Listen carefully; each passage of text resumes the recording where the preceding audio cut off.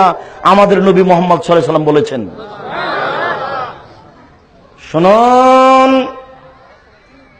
আসসালামু আলাইকুম বলে বাড়িতে ঢুকুন, 20 তলা বাড়ির কোন রুমে শয়তান থাকতে পারবে না, এর এত পাওয়ার। আলহামদুলিল্লাহিল্লাযী আহয়ানা বাদা মা আমাতানা ওয়া ইলাইহিন নুশুর, এই কথা বলার সাথে সাথে একটা গিরা খুলে যাবে।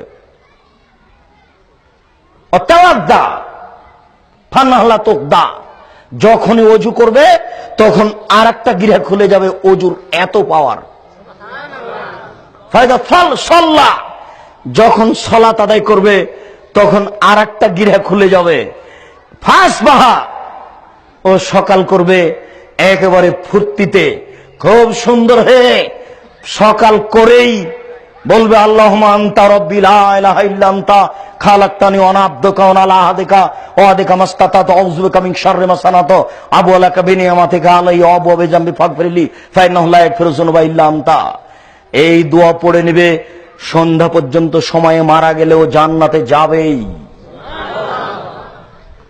আর যদিও না উঠে সকাল 7টাতে উঠবে, তখন দেখবেন এ উঠছে শয়তানের ক্ষমতা নিয়ে, মুখখান যেন কেমন আকৃতি বিকট ধারণ করে আছে, একটা ব্রাশ নিয়েছে, দাঁত পরিষ্কার করছে, কেমন কেমন হয়ে একটু মানে উদাস উদাস ভাব হয়ে আছে, বাড়ির বাইরে যাচ্ছে ভিতরে আসছে, তার মানে এ ফুর্তিতে নেই, শয়তান একে পরিচালনা করছে।